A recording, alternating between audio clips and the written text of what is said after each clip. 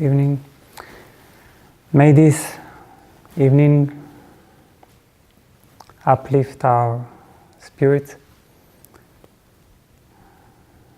and reveal our innermost truth of who we are and what we are capable of.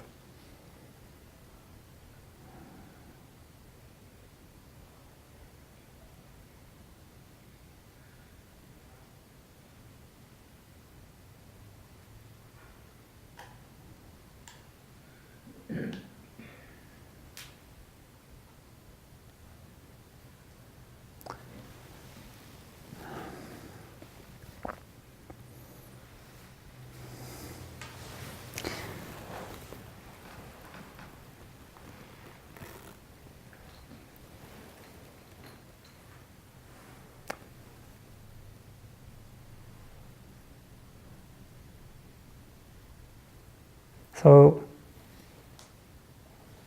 I heard you just humming right now. 3 long Om. And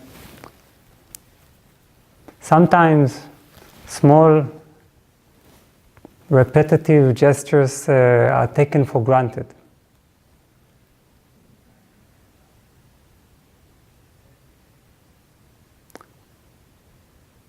Just like this one that we do at the beginning, which is not like saying hello. It's more like saying, hello, nice to meet another divinity in human form.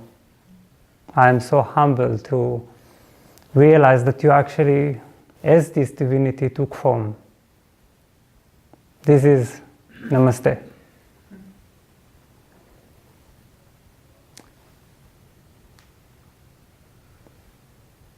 And we just have hello, hi.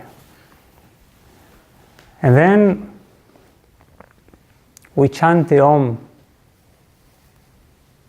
And the Om is not just some relaxing syllable, something that quietens our mind. It is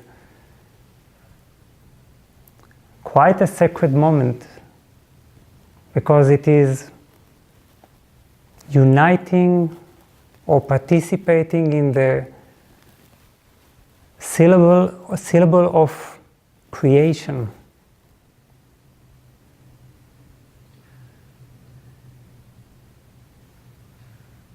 How there was nothing, and then with a long sound of Om, like a basic vibration, everything came into being.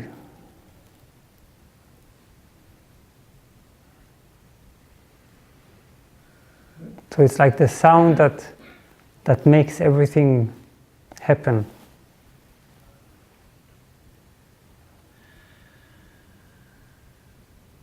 That makes the formless take form.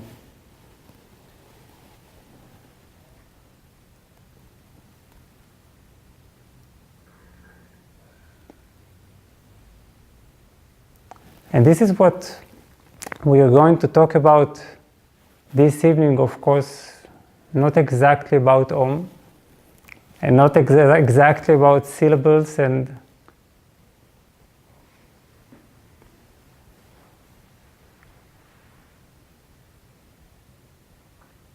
how things come out of nothing, but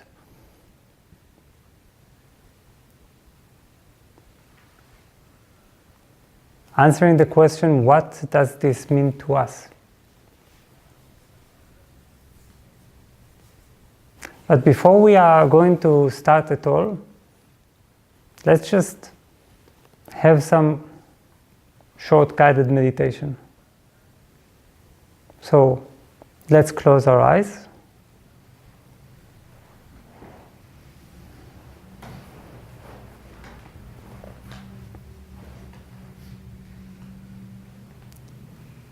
Breathe slowly and deeply.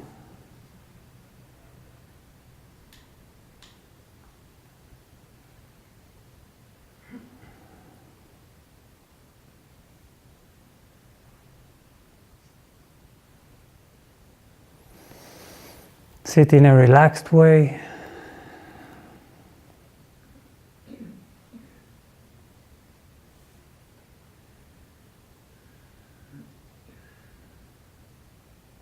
And focus on the area of your head.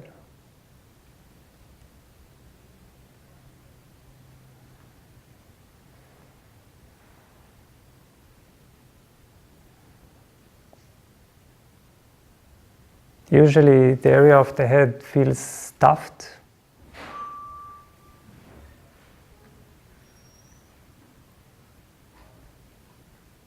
And this is only because we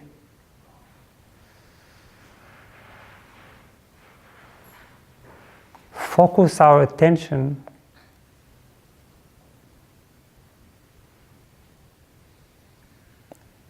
all day long, every time, on one particular object.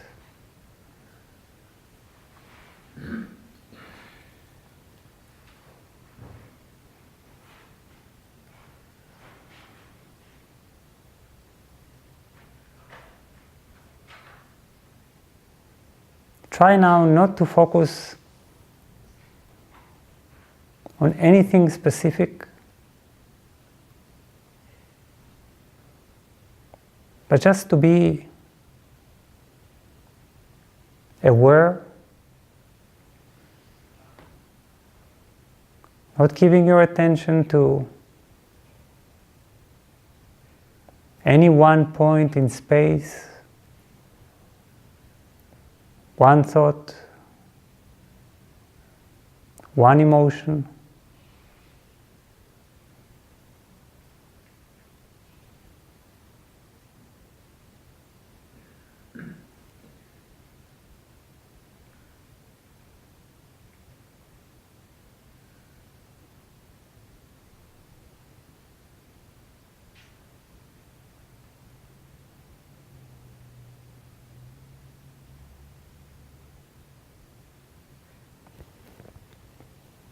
Feel what happens when your mind doesn't focus.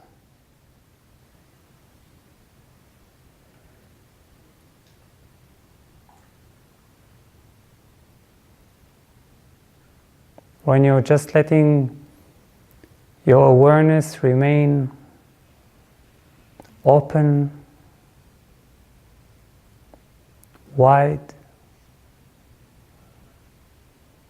and soft.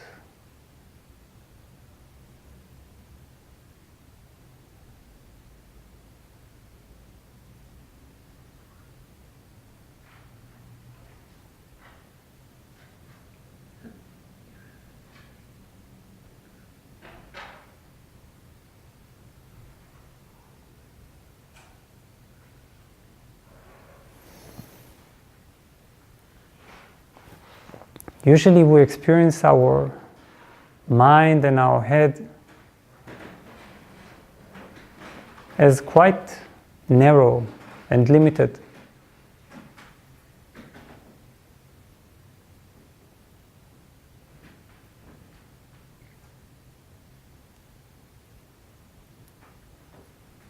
But this is only because we always focus on one thing.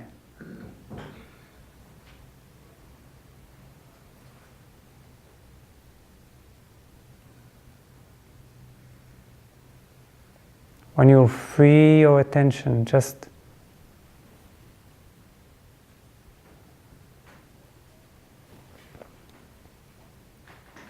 let it spread openly, widely.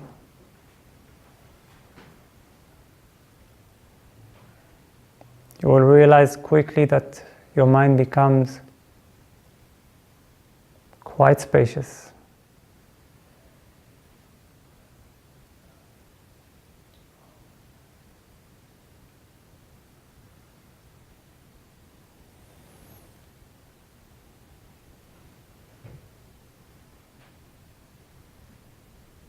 Just as you are right now, with this state of pure and open awareness.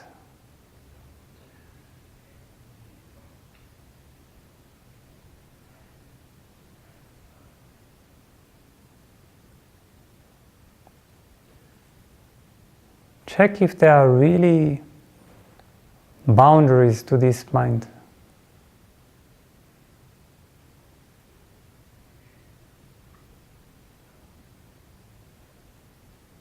Does it really start somewhere or end somewhere?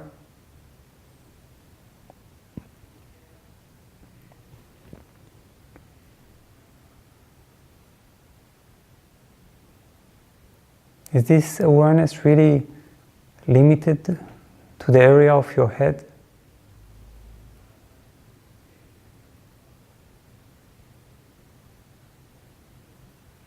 Are there real boundaries separating your head from the space around it?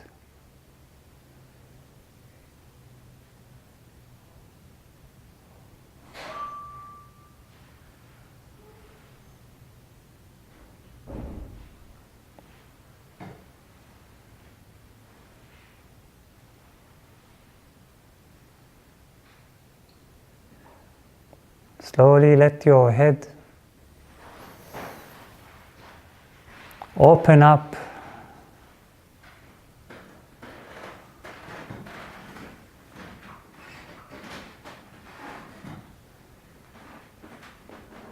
as if the boundaries melt away.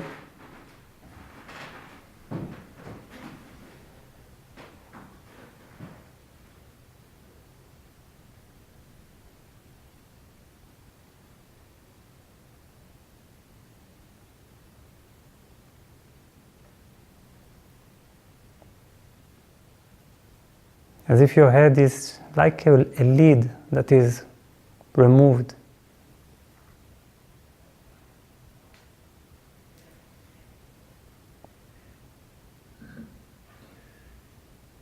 Imagine that you're headless.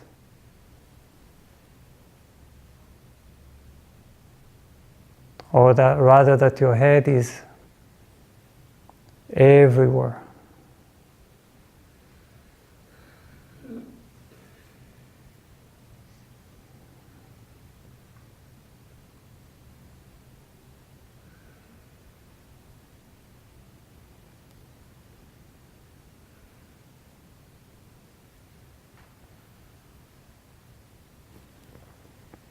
This is where you begin to move from head to mind.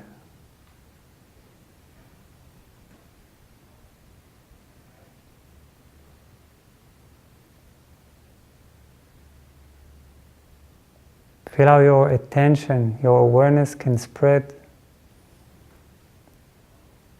Doesn't really have a limit.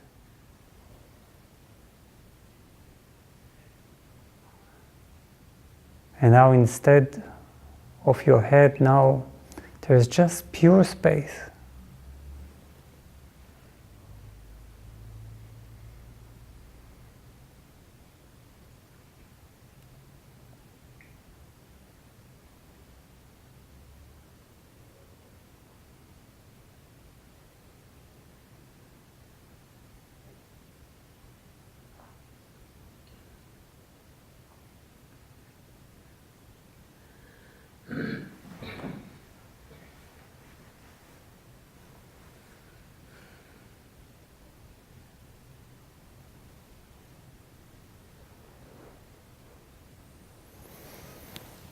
Let your mind slowly dissolve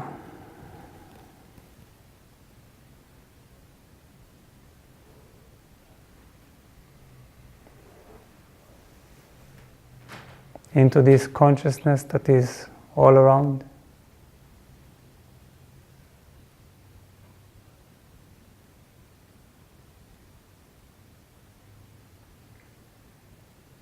As soon as you realize that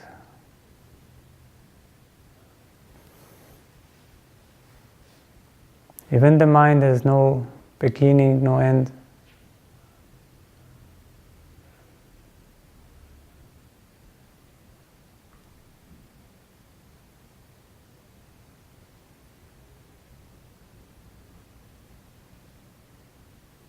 now who are you in this space?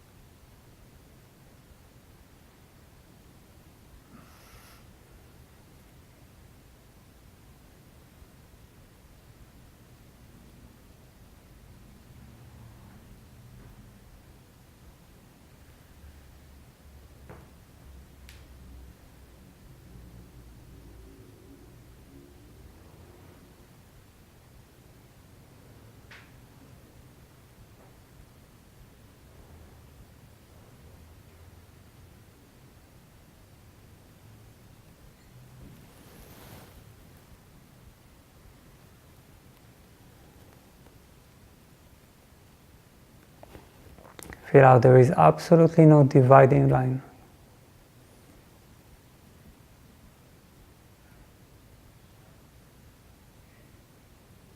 And that you can easily spread.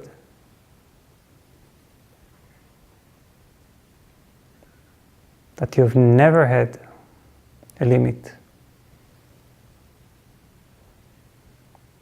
That you only felt that way because of the constant focus.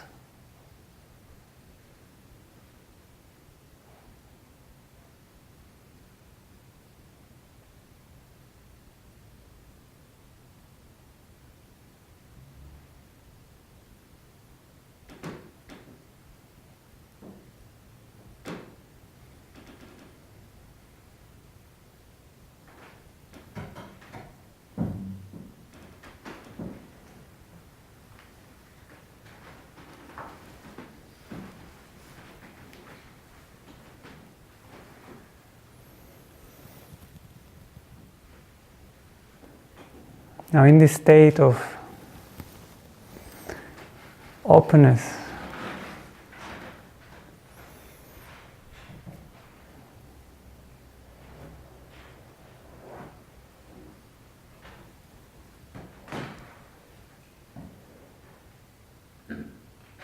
perhaps still without a head,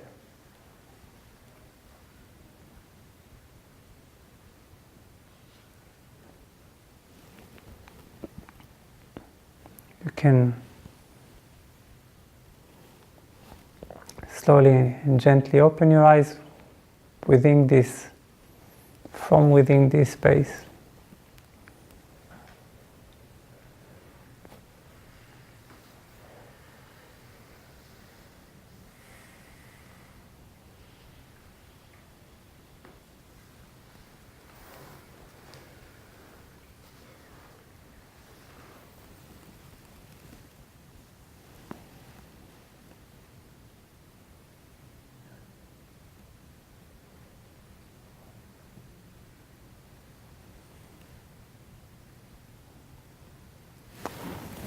There was one British spiritual teacher. His name was Douglas Harding. He died just a few years ago, and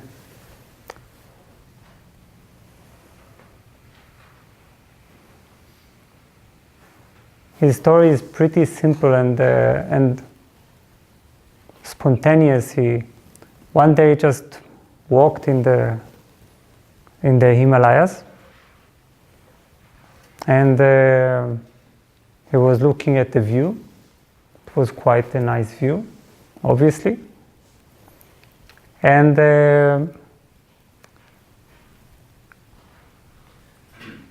then he suddenly realized that he had no head. He realized that this part that he always thought that was separate and distinct was replaced with space, and instead, within this space, the whole landscape was. Now that's quite easy to understand, even if you just hear now. Allow here a space, then the eyes that see and everything they see is just one continuum. There is no dividing line. There has never been such a dividing line.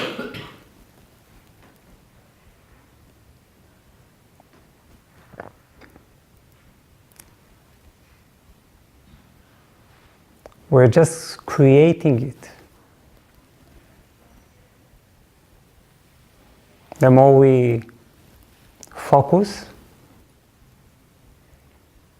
with some degree of obsession on certain elements,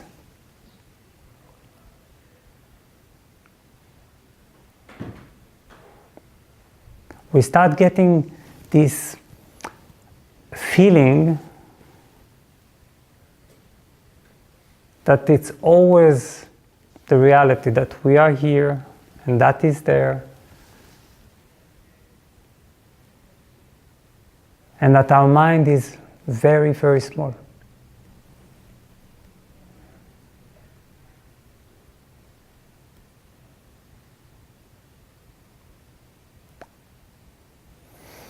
Now that's very confusing, right? If you walk in the Himalayas and suddenly you realize that you had no head. Because what will you do then? What are you meant to do then? Since your whole life experience was based on the belief that you had a head.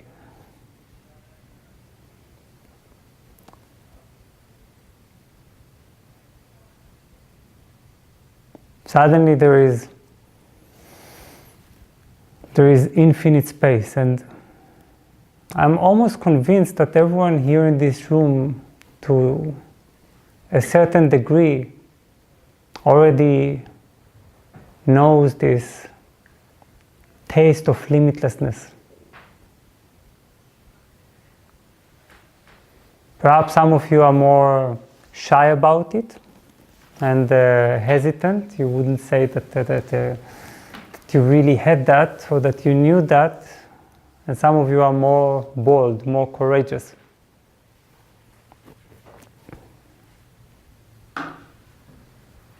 Just know that this is what usually differentiates enlightened beings, so-called enlightened beings, and those who so-called never make it. It's just the level of courage to close the gap and to say, yeah, that's the reality. That's what I am.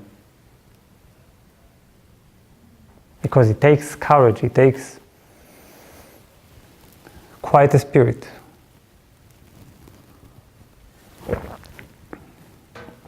Because then it means that you also need to live that way.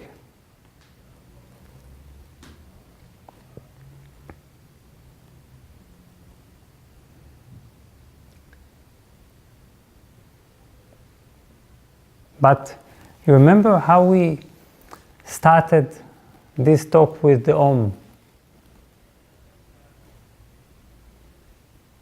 Because when I experienced myself as limitless, and that again is not something that you need to do. You don't make it happen, you just realize that this is the case.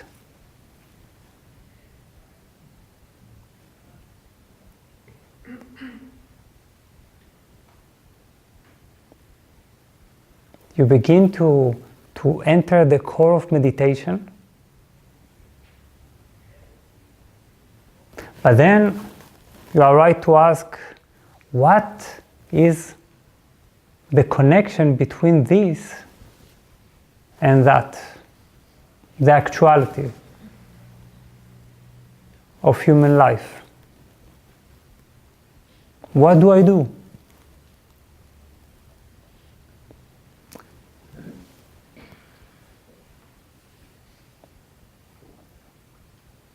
We experience ourselves as nothing, as something so spacious, so vast, so beyond and far and untouched, but then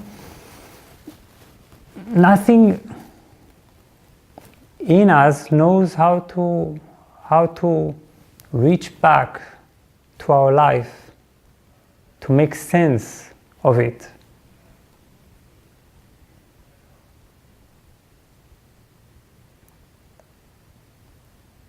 And this is probably the second biggest challenge. The first is to experience and dare to declare.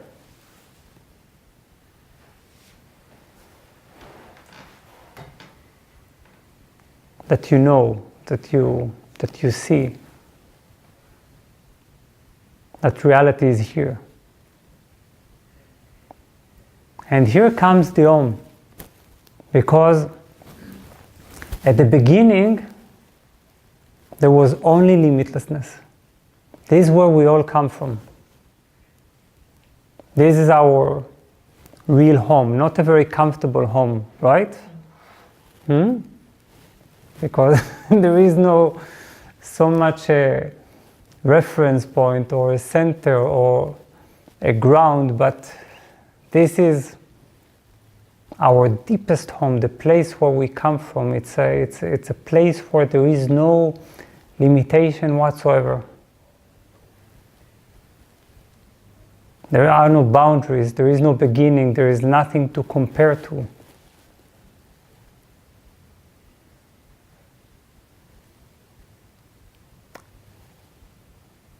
And then comes the Om. One long syllable that repeats itself from the beginning of time and gives rise to creation. There is some impulse, some constant pulse of the universe. And this pulse is in you right now.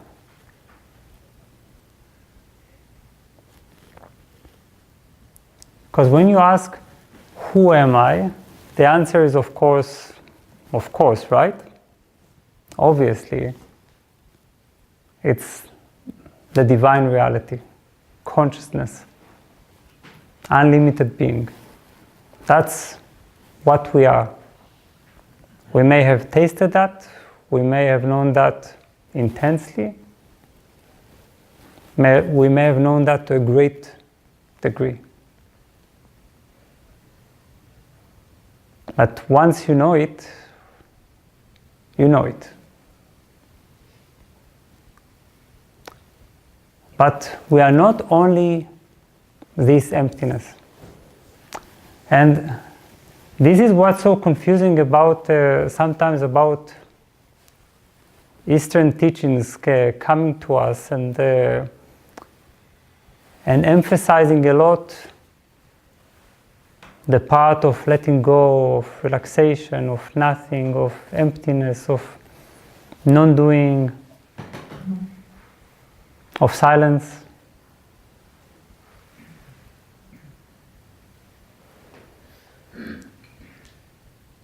Telling us that this is what God is, what reality is.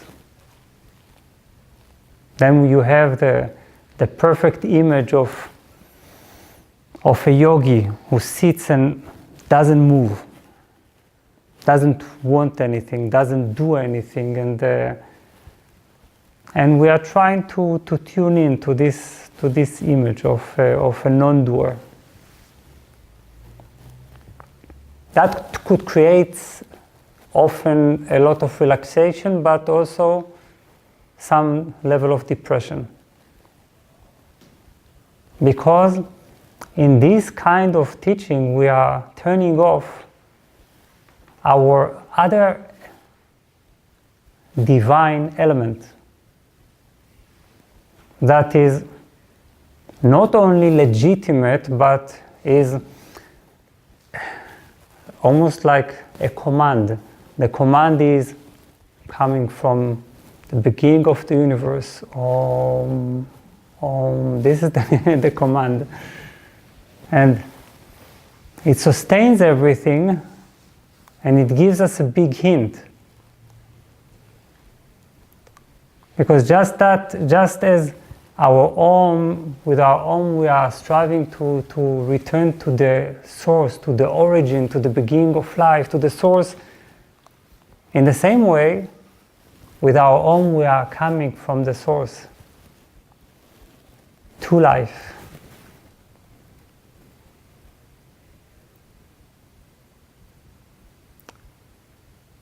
And this is because God is most definitely not just emptiness or silence or nothing, And how do I know that? What do I know about God? Who am I, right? I'm a little insect on planet Earth, making a lot of fuss and noise, and soon enough going to die. So, how do I know? This is actually very easy. Because how do you know about someone? Who they are, what their nature is, what their style is, what their personality is. You simply look at what they do, right? Their action. Now, if you look at what it, I'm saying it because there is no he as God. If we're looking at what it does, what does it do? Aren't we living in an extremely crazy universe? Yeah. Ever expanding, tremendous in a way that sometimes we say, yeah, infinity is so amazing and so on, but do we get the universe? How much is it? 300 billion galaxies with hundreds of billions of stars within each galaxy. Do you get that? Basically, the universe is the work of a very crazy but genius artist. And it's so tremendous, and it's so, forgive me for saying that, it's so lustful, it's so passionate, it's so willful, it's so active, that if I say that spirituality is all about letting go, relaxation, and silence, I don't even understand why I would say that, you see? How can that make sense? If spirituality is all about becoming one with the divine, or with the nature of life, the nature of reality, and so on, what is the nature of reality? A crazy, pulsating drive of that is the most creative and most uncontrolled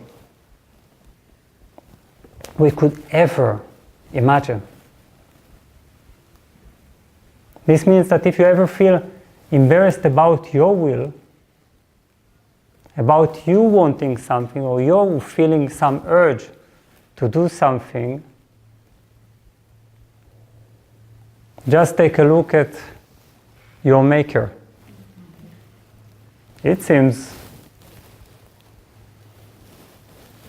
much more crazy.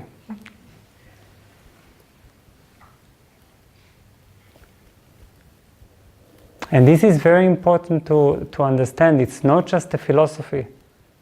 It's what we understand as our awakening.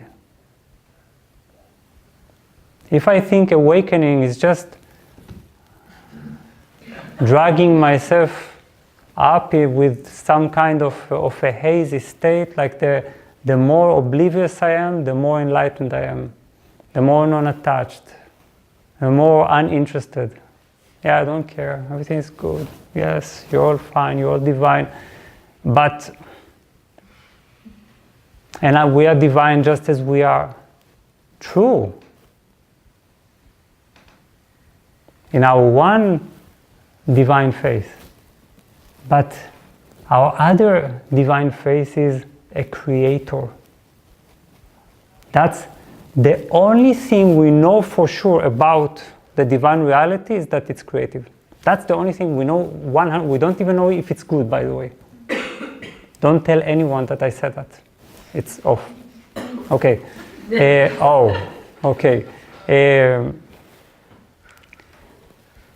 We don't know if it's good. Yeah. Because it's obviously not just good.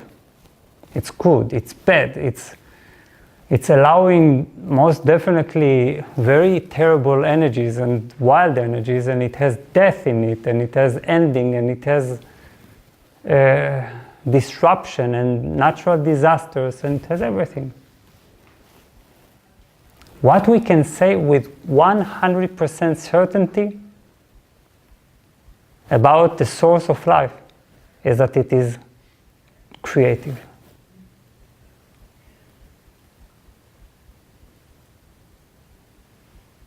And that's actually very exciting news for us. Because it means that it wasn't just said, it wasn't just a cliche that human beings have the spark of the divine in them. Of course we have the spark of the divine in us. We just meditate for 5 minutes, and if we're vulnerable enough, accessible enough, immediately we open up. What's so difficult in that? It's obvious.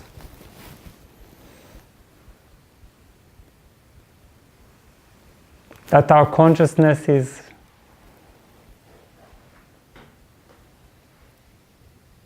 much bigger than we imagine it to be.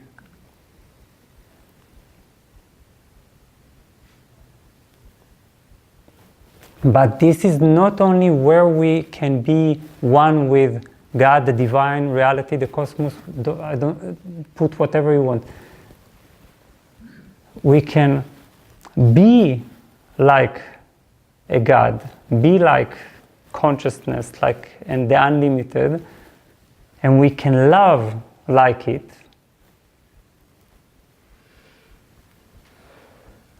But we also have the same creative impulse, like it. Which means that whenever we utter Om, we don't just say, oh, now I'm relaxing. Om is also, yes, I'm creating. I am a part of this sound. I'm a part of this life-making impulse.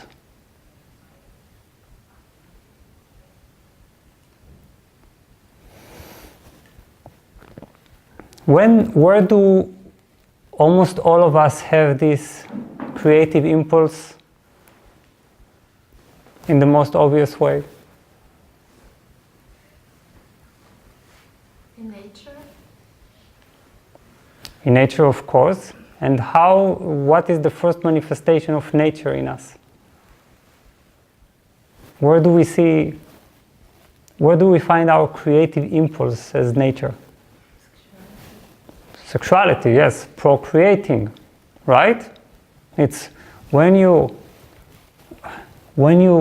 procreate, you make life. You are a part of life making. You actually contribute with your body to something that is so miraculous that something comes out of your body and becomes another human being with consciousness that should be also divine and limitless. A human being with wills and passions and unique personality. That's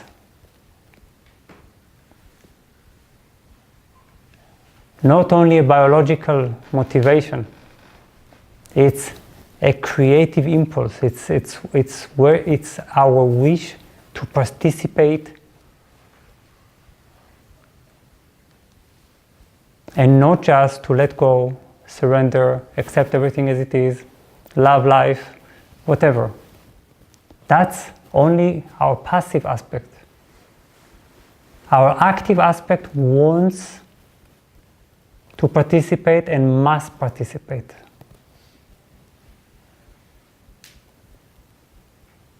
And that's half of our awakening.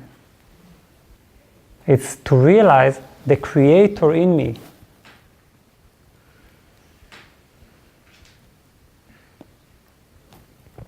and to release this creative impulse as the divine spark.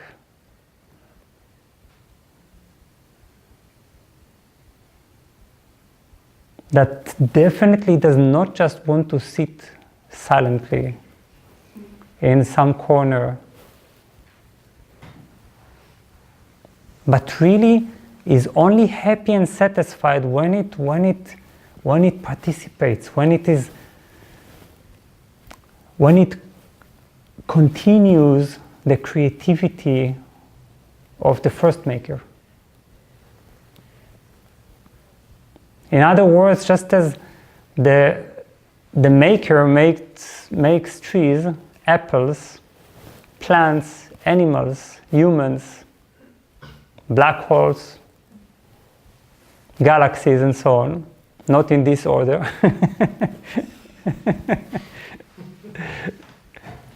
In the same way, what is our tree making? What is our plant making? What is our human making? Where is our creative impulse waking up out of our creator identity?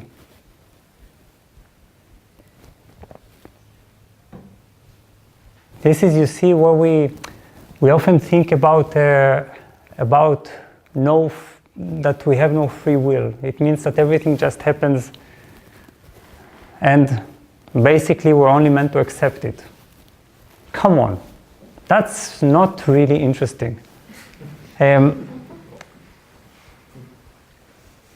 Because we are not that partial. We have a creator impulse, which means that things are flowing toward us, but we are meant to flow toward things. We are meant to give shape, not only being shaped.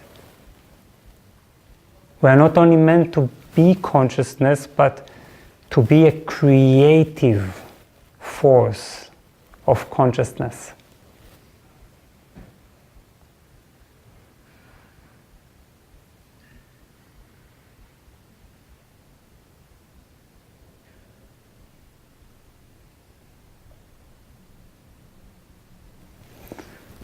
Unfortunately, in our world, we have our way of participation is simply being narrowed down to something horrible that is called work. It's like you work. What an ugly word, work. It immediately sounds terrible, because who wants to work? I don't want to work. When I come to meet you, when I give a school, when I write a book, do I want to work? That would immediately put me in depression. I want to create. So the most important thing is to drop the word work, and to redefine what we do and why we do and who is doing that.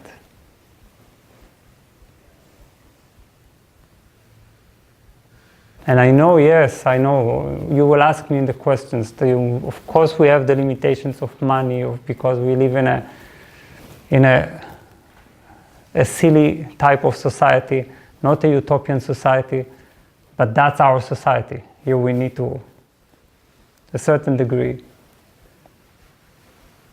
accept to play the game, but only to a certain degree. This does not mean that our creative impulse can be satisfied through our work, and that the most important thing is to make sure that we satisfy our creative impulse.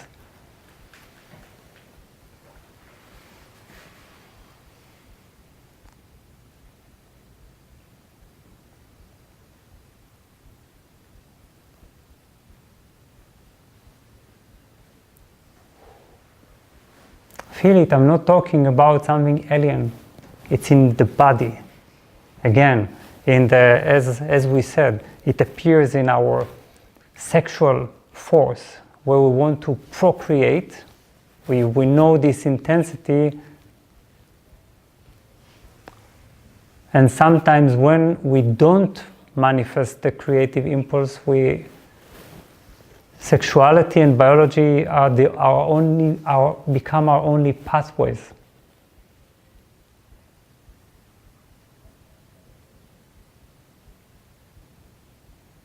But they are very small forms, very primal forms of creativity.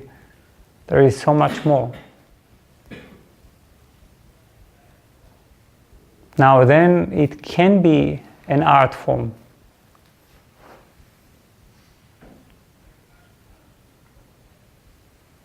Because in art you continue the work of nature, obviously. You are a maker. You look at nature and you say, hey, I also want my own tree. I want my own world, my own planet.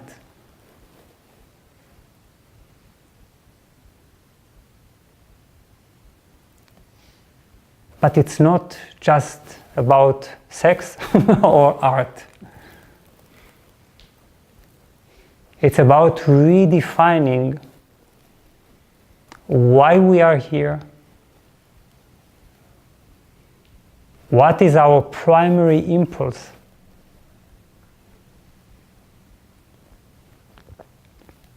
Knowing that if we're not going to release it, we're going to simply end up depressed.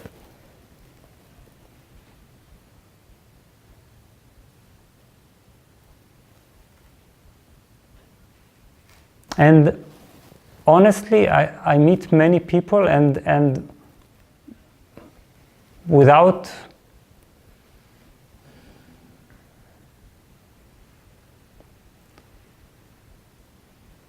saying that in any critical way, but in a completely empathic way, most people are depressed.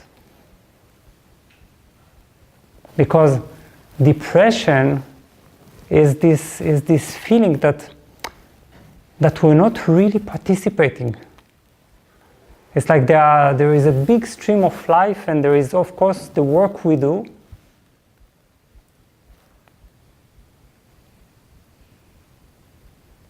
But we're not really a part of the ecstasy of the universe. The universe is ecstatic. It creates so much. It's like try to imagine a human being that would be like the universe, which is what we're meant to be, no? This is not, no? This is spirituality about uniting and so on. Then wouldn't that be someone who explodes with the creative force? With the wish to participate, and that knows that they are what life is waiting for.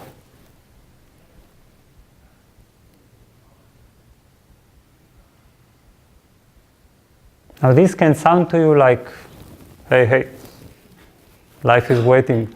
But life is waiting for you even here, because when you are sitting here right now,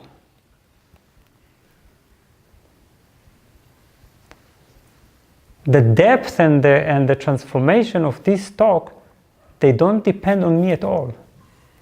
I bring my talk, my own inspiration, and you can come here with a very receptive mode, like, okay, or this is the good thing, the good possibility. The other one is a critical mode of, let's see if he satisfies me today. That was a good satsang. I really enjoyed it. That's when we move to the most passive level of human beings, which we see everywhere, who are the entertained human beings, the ones that just look at the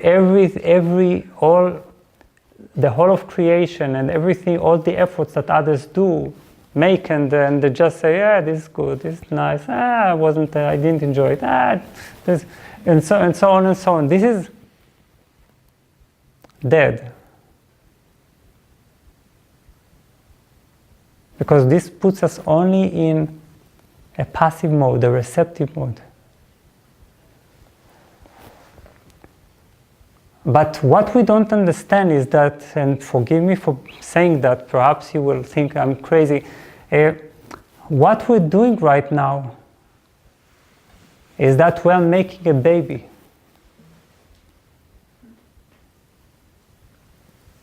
Every meeting, we're making a baby.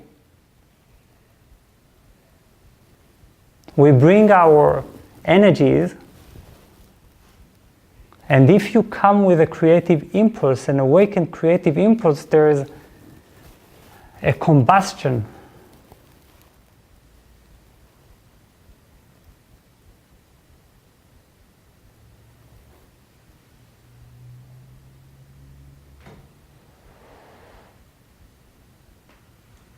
And something new comes into being.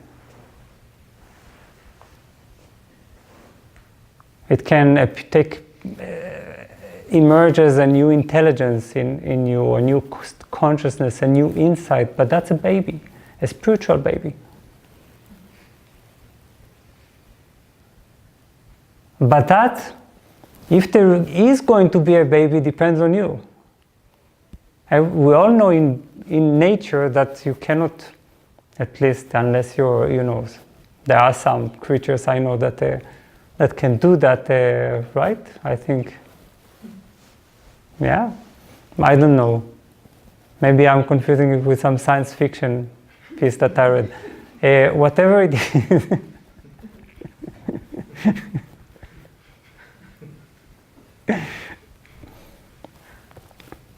We need to make that happen. So life and you, life needs you, your own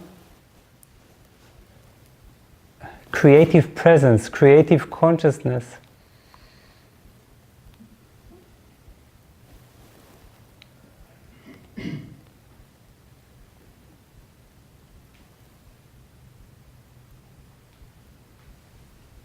It's just like we say sometimes, just relax and see the beauty of the moment. What does that mean? There is no beauty of the moment unless you are there.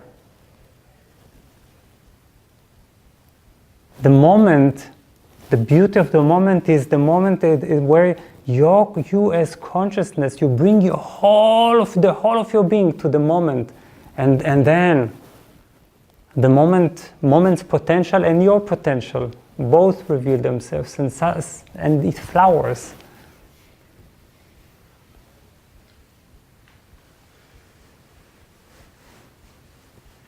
That's why I'm saying life is waiting for you. For whatever meaning you're going to give it, whatever creative direction you're going to give it.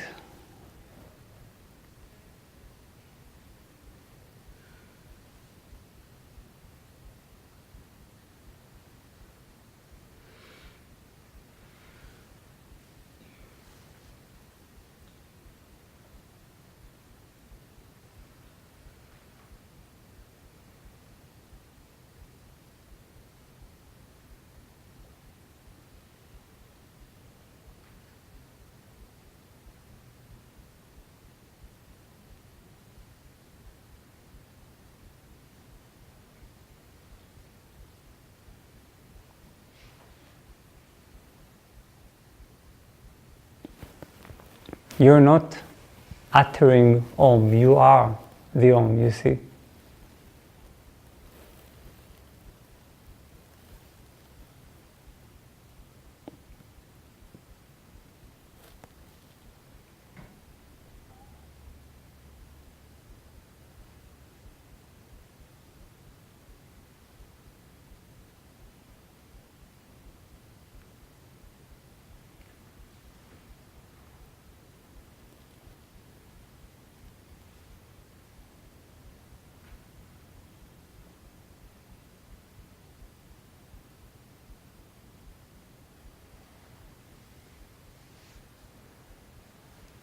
And don't say, I'm not creative. I'm not the creative type.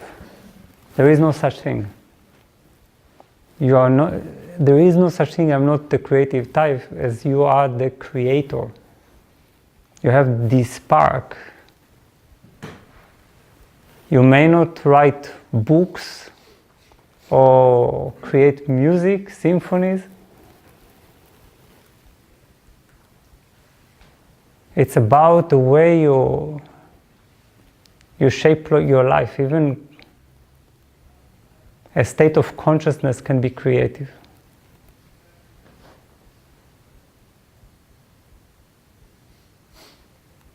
Even the way you listen can be creative.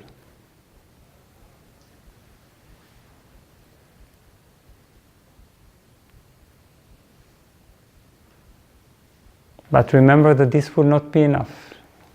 You are not here to be passive. The fire, that sounds a bit funny because I was going to say the fire.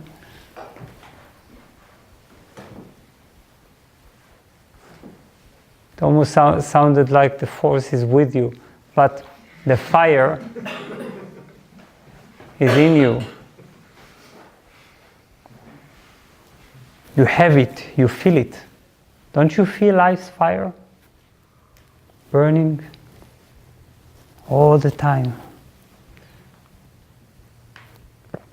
Of course, when we don't know what to do with it, because we don't have enough consciousness, then the whole fire is turned to simple, very simple and basic desires of, and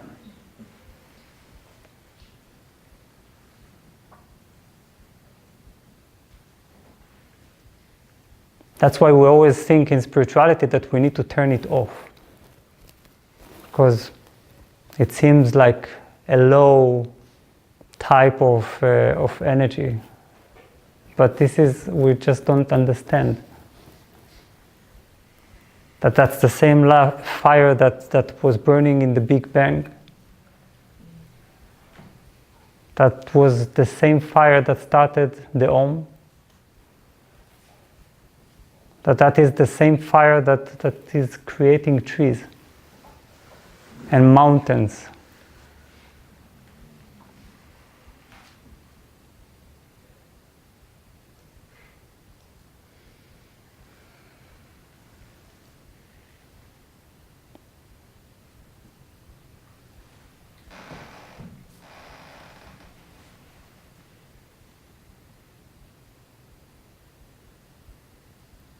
We all know, we all recognize it. When we really participate in creating something, we are not only happy, not only energetic, but we feel that we are one with life. It can be the joy of the artist, it can be the joy of bringing a child, it can be the joy of bringing into the world your spiritual self, which is also an unborn baby.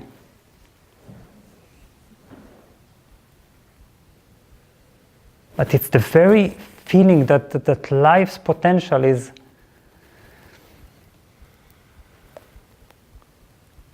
fulfilled by you participating.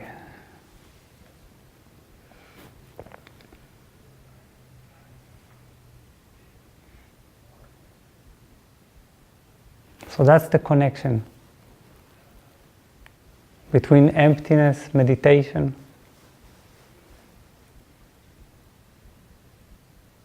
and life, creativity.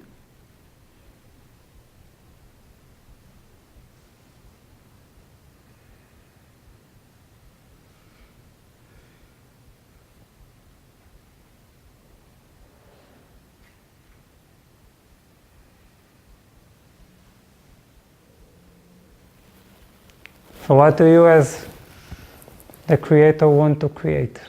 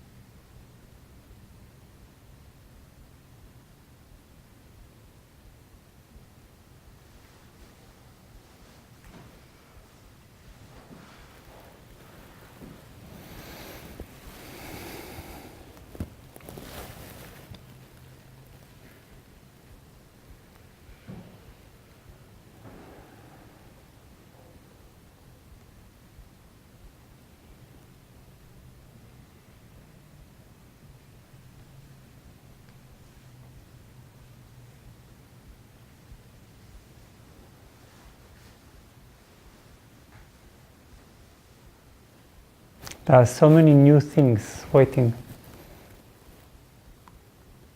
New feelings, new emotions, new experiences, new creations, new tastes.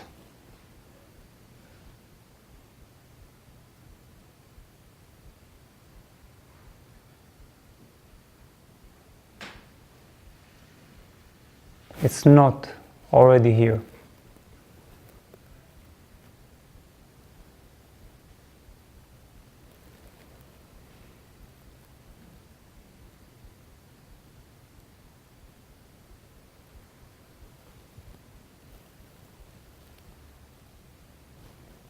So I'm wondering if there are any questions. Surely nothing, right?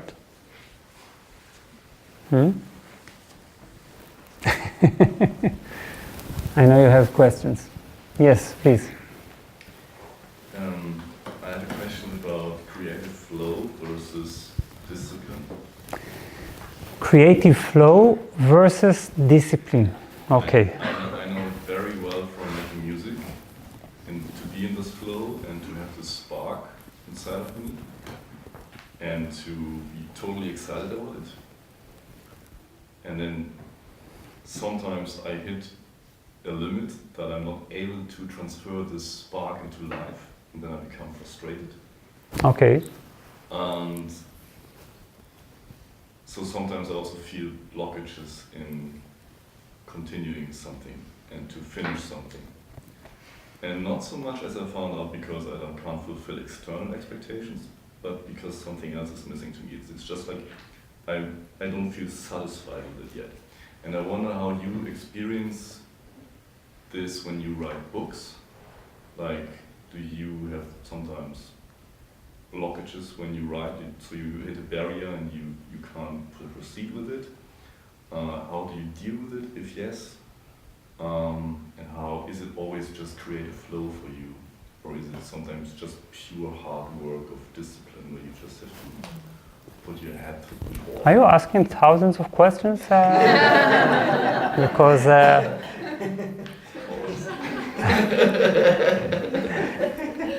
I will try to summarize. You're basically describing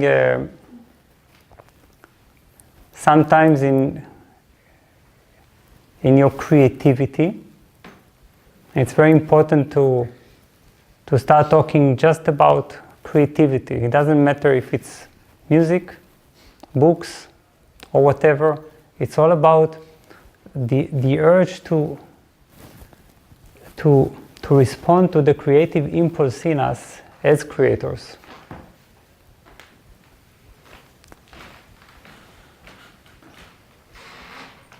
And through that to bring new beauty to the world,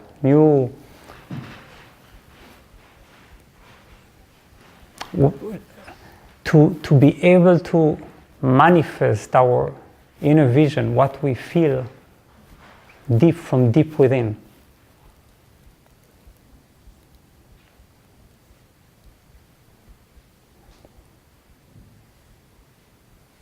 And the more our inner vision expands, the more we have to manifest.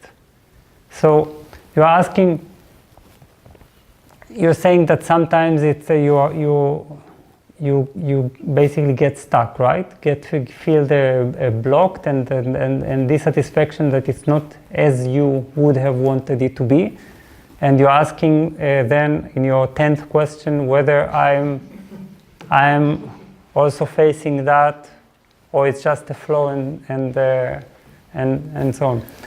Okay.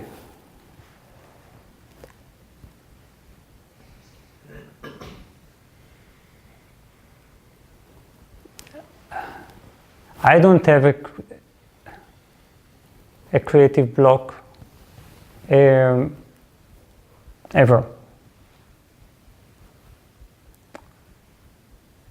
Actually, my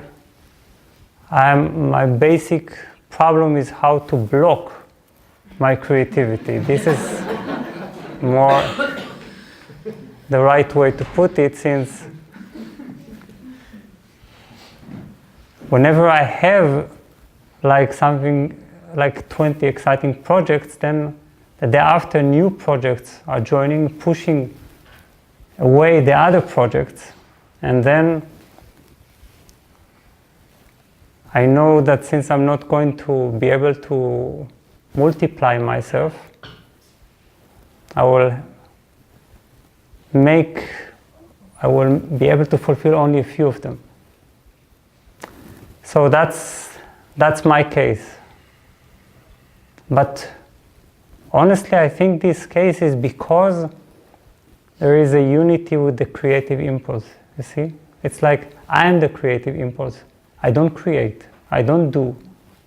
I am like a volcanic eruption, a force of nature.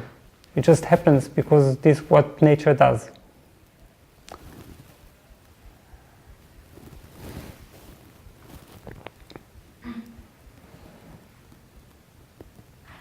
You could never be satisfied with creation. That's the whole beauty of creation. If God was satisfied with creation, it would have stopped it long ago, right? It would say, okay, fellows, good. Let's now wrap it all back into a primordial state, and you will feel it will be painful only for 1 second. But it seems like there is the creative divine impulse is constantly unfolding. There is so much passion, and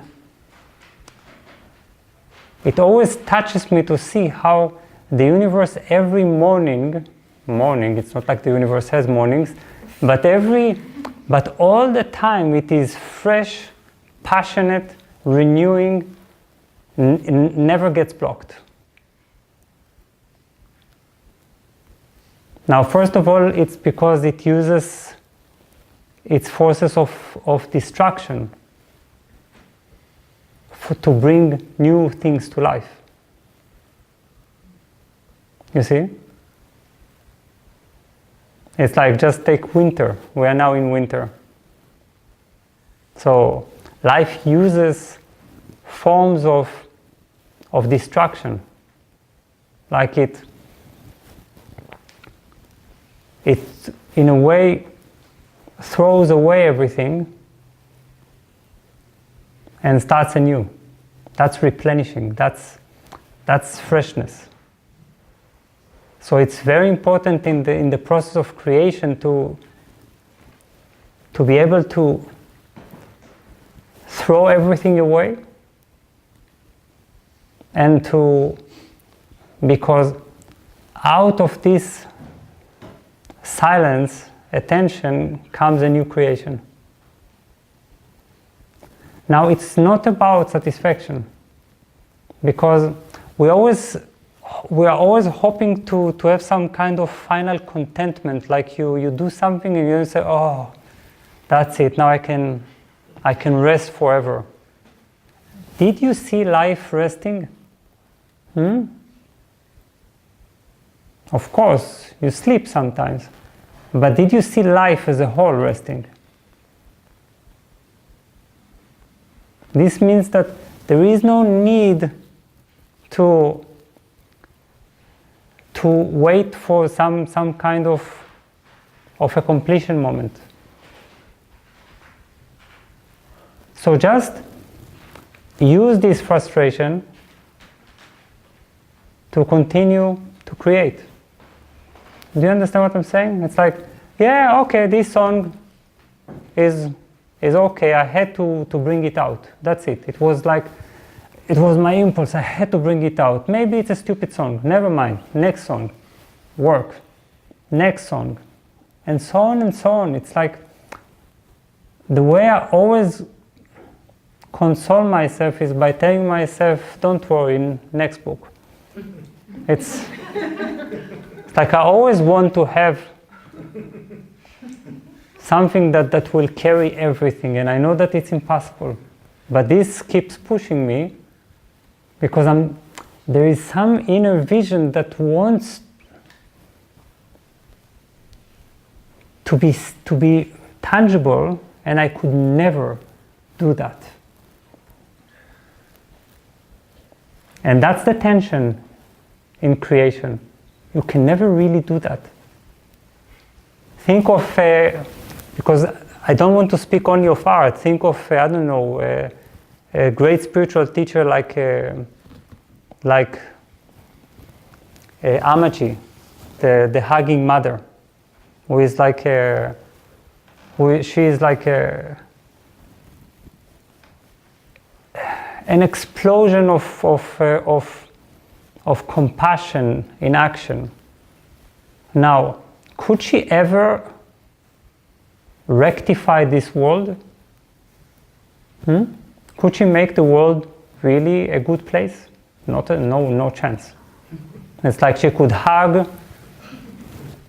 endlessly, and even incarnate again to hug and so on, and to create charity work and to do this and to do that, it's not going to happen. But the tension, but this is by the way her creativity.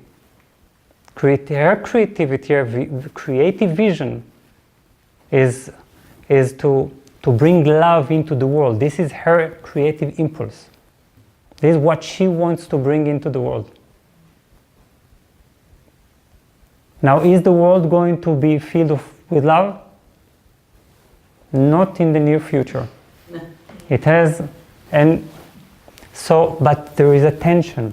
And that's why the hugging mother, Amaji, every morning she wakes up and she feels this urge.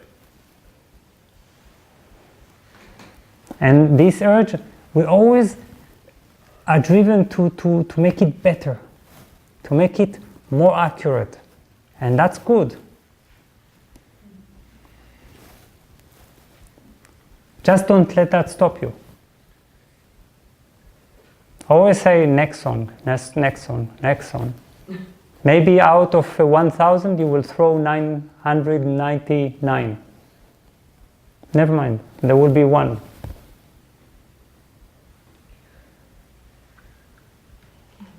It's really important not to block things. There is no such thing as writing block or writer's block or painting block or whatever block or any creative block.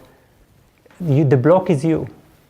You are blocking with hesitation, overcaution, doubt, wanting it to be perfect, thinking, I don't know, about your high school teacher and what she would say if she saw it.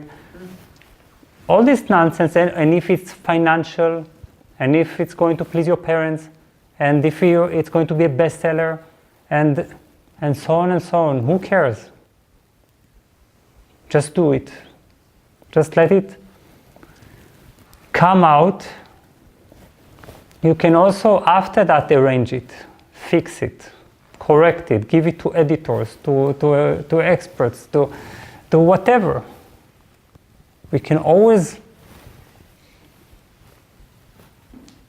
but just don't kill your creativity before it even gets the chance to express.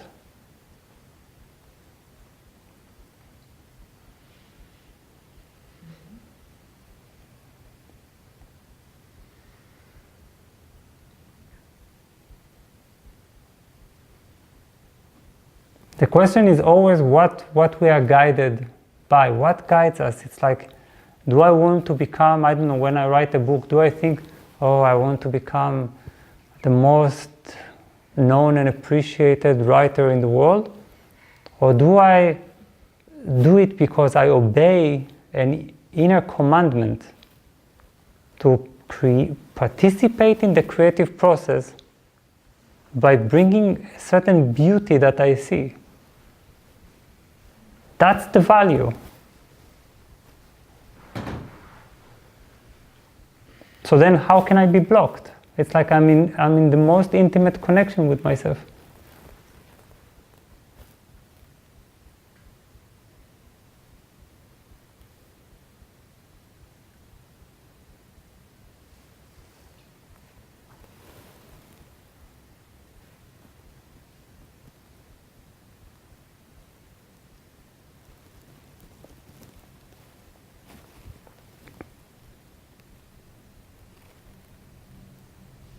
Any other question? Yes. I've had this question in my mind for a long time. I think it quite fits to ask it now. We're talking about creation. There is this so-called law of attraction that is discussed a lot in public. The law of attraction, yes. Mm-hmm. And probably everyone knows what it basically says. I can just try to explain it in one sentence, that we can use the power of our thoughts and feelings and beliefs in order to manifest and create things intentionally, whatever we want. And on the other hand, I observed that many spiritual teachers never mention it. So I asked myself, what about it? Is it true or not? And if so, how can we, or how should we use it, and in what way can we take use of it? And is it then not very important to distinguish between manifest or create egoistic desires, as you have mentioned it just now, or being aligned with the higher self or purpose, whatever you want to call it. So what about this law of attraction, and how do you look at it? Okay, so I'll just repeat the question. It's about the law of attraction. That we can actually create a reality by through our thoughts and what we focus on, emotions. That you notice that spiritual teachers usually don't discuss this, and that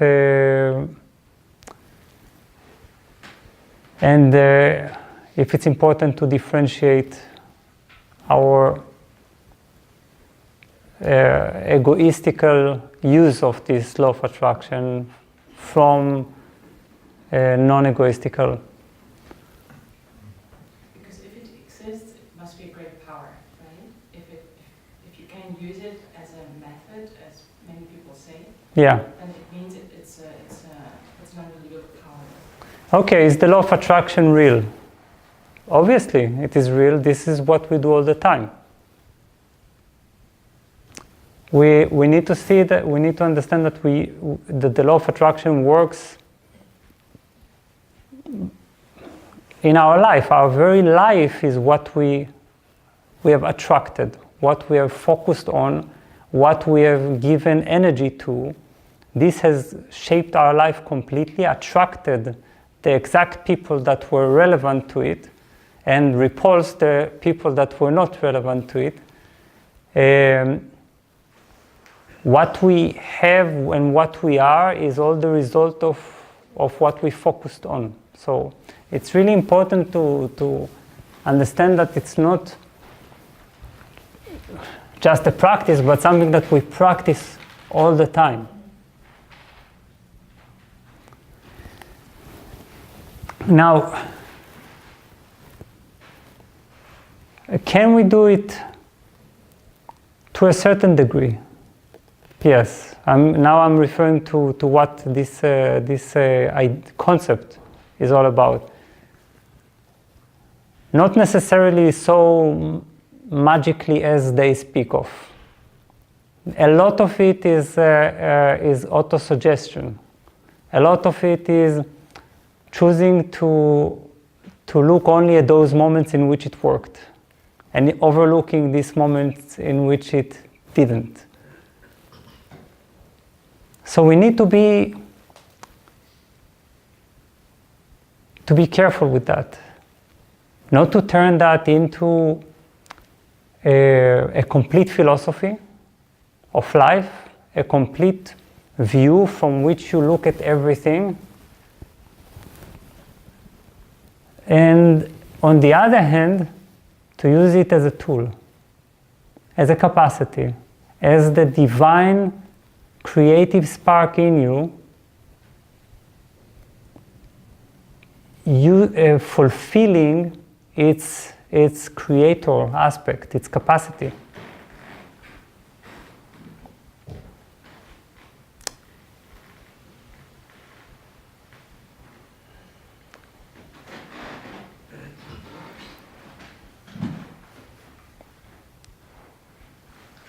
Because the reason spiritual teachers don't talk about it is not that it is completely wrong, but that people might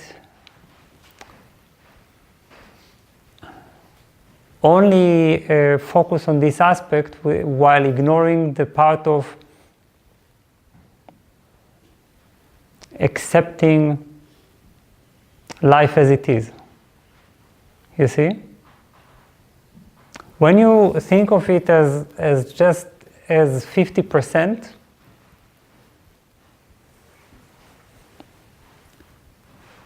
then you get a full picture. Sometimes you are meant not to use the law of attraction. Sometimes you're meant to accept a so-called God-given reality. And sometimes you're meant to ignite this creative aspect in a way that is more, let's say, pushy, in a way that is actually an intervention.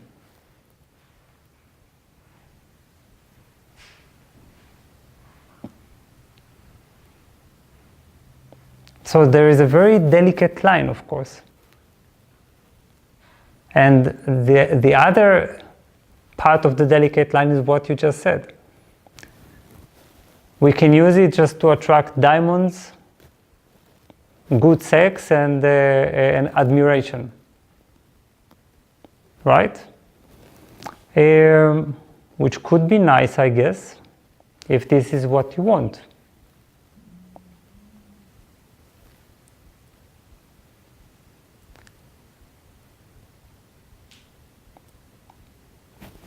Here, I wouldn't say avoid it because it's dangerous to be egoistic. If self-interest is what drives us, then so be it.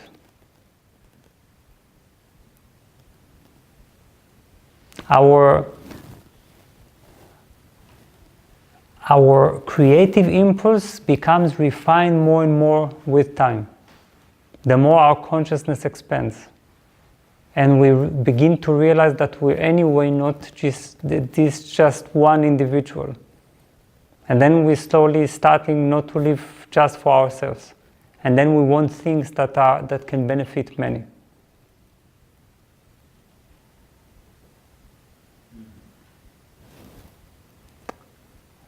I'm just saying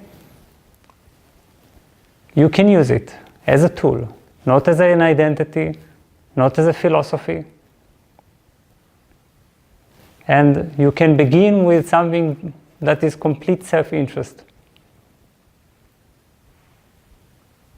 As long as you continue to develop your consciousness,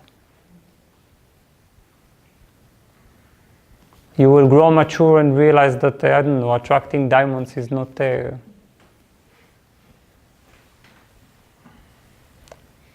your thing, but because you already have all the diamonds in the world. I have all the diamonds in the world because I am the world. Why would I want to have, in this particular hand, a big diamond, you see? Because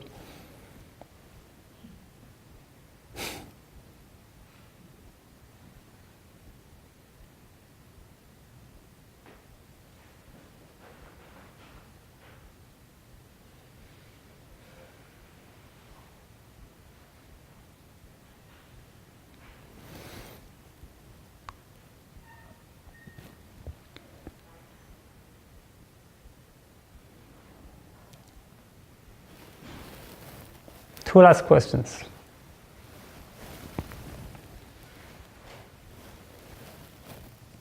Yes, please. So, if you're talking, just putting my question into the scenario, you said that, okay, there is part of us that has to accept God's will, so to say. So like we are co-creating, we are not creating alone. So do you believe in resistance for good? That is it? In resistance for good, like resistance that comes into projects that we are putting our energy to.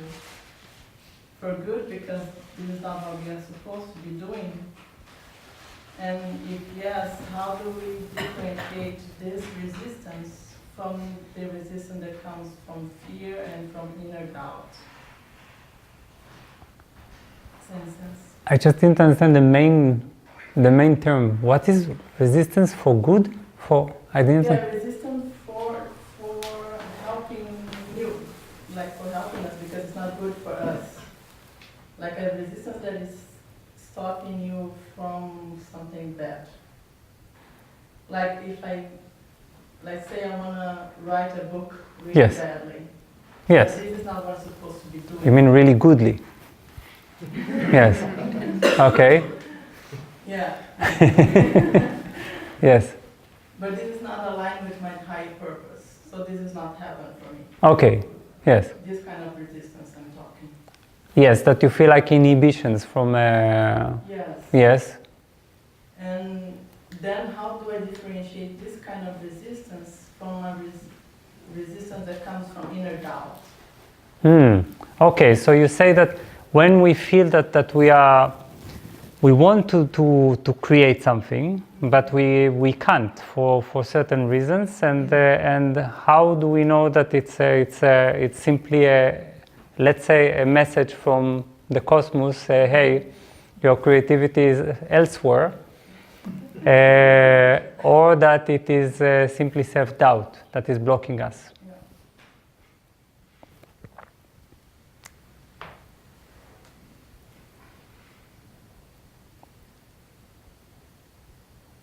There is no other way but doing. You see? Trying everything we can, and then at a certain point when you realize that it's really not working, then you need to readjust. This is exactly the combination, by the way, of letting go and creating in reality. Our letting go needs to be only when life shows us clearly that there is a place where we cannot go.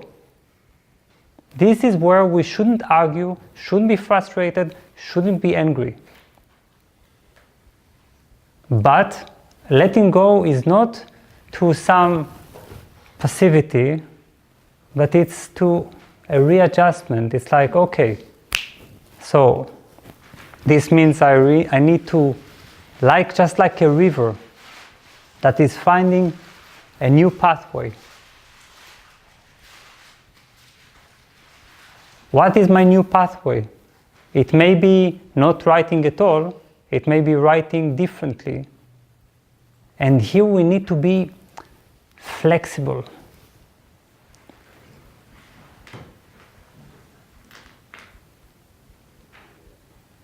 So this is why I'm saying the worst type of self-doubt is the self-doubt that makes us just not do something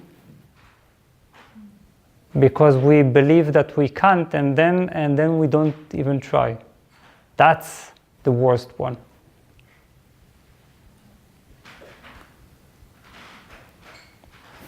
It's really important to let the flow take place.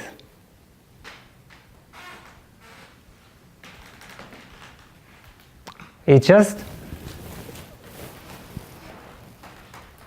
and it's not so terrible.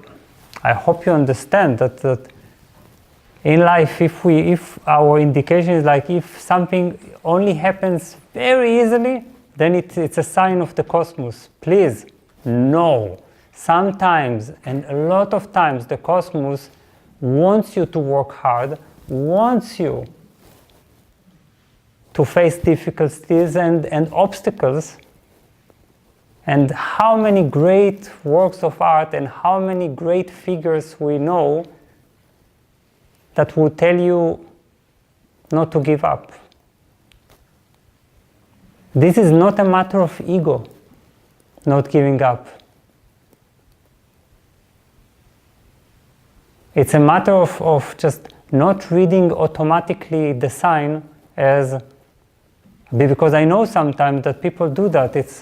They try something and they say, only if I get in signs from the cosmos that everything comes my way miraculously. It's like suddenly the phone is, oh, hello, yes, and Mark Zuckerberg is on the phone. Hey, I heard your thoughts telepathically. I was sitting at home and I think your idea is really good. Come, I will give you $2 billion to money. And if we begin to feel some resistance in life, like, I don't know, 50 publishers tell you no for a book, then we say, oh, that's clearly, I should never write. That's here your own creative impulse and your growing capacity to listen to it. Not every resistance is a sign that you should let go.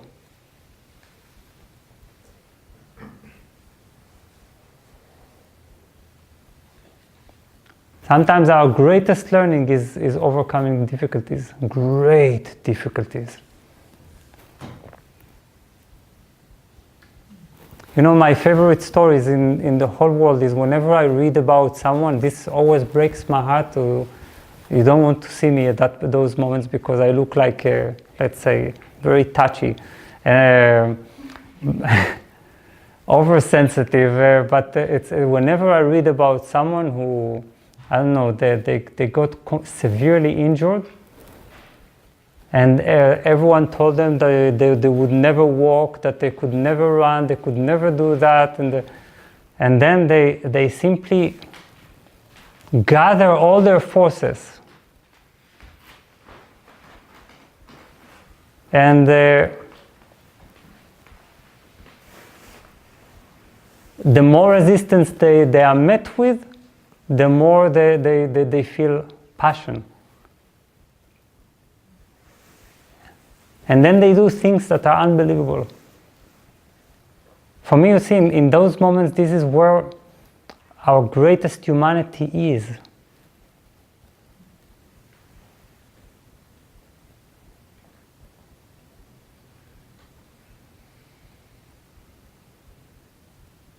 Remember, we are here. You know, even how is it called? Pneumonia? Yeah? Yeah? Sickness? Yeah? Yes? It used to be considered as God's will that we should die from it. You see? So there are many diseases that centuries ago, when you died from it, it was, yeah, okay, that's God. It's not our stage of evolution. It's not what we know about medicine. It's not what we know about what we can do. So it's very important. Be careful not to conclude too quickly, because that's self-doubt. That's saying, oh, okay. I tried. Yes, I tried. I thought about it 2 days. Yes, I even wrote a draft. And feel this burning urge, this burning fire, it will guide you. It will make you overcome your ego eventually. It will just follow it. And sometimes ego is simply letting go and surrender.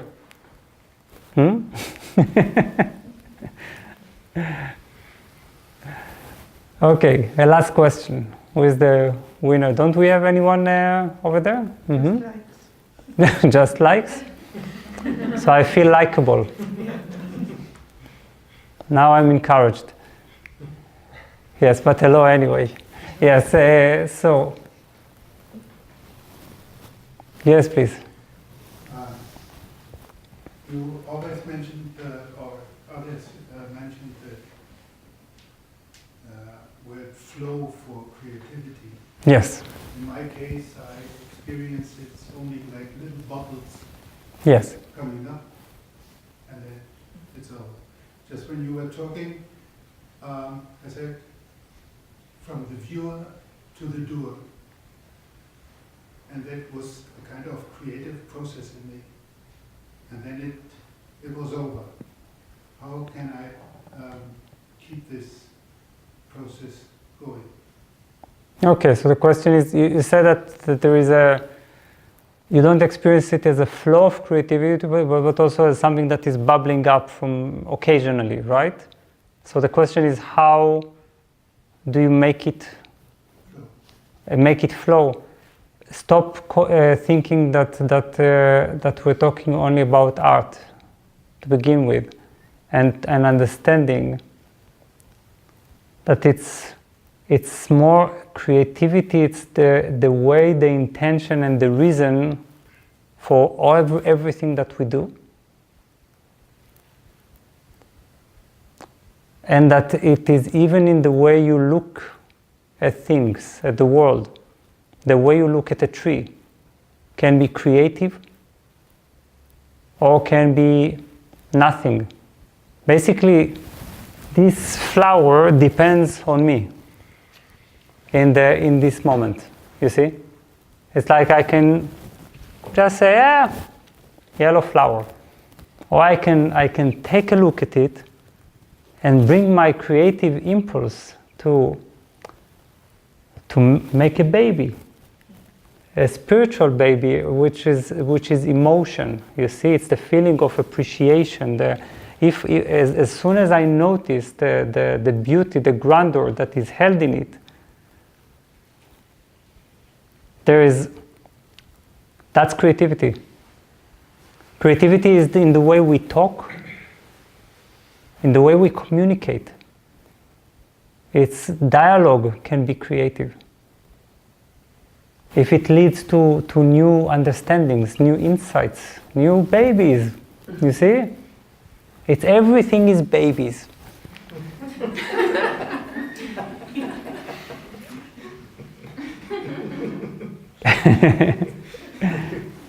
my question was a baby. Your question was a baby, yes, exactly. And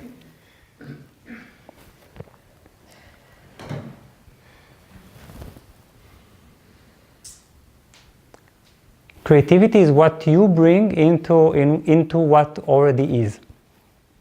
You see? It's the seed that you plant in it, the meaning you give it, the beauty you appreciate in it, or the way you continue it. And sometimes the way you want to change it, to influence it. Then it can be an embracing mother, it can be music.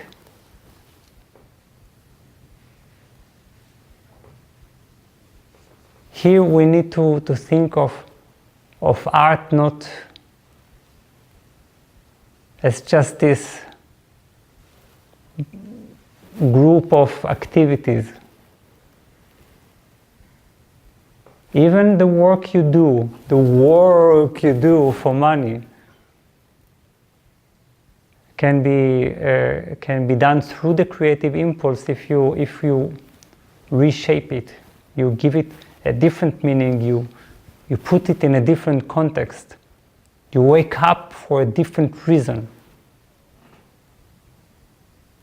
After all, even the smallest types of work benefit other people.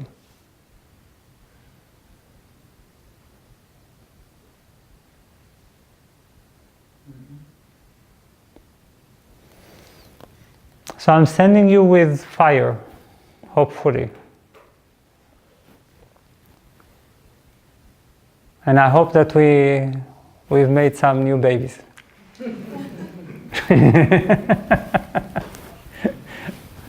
I thank you.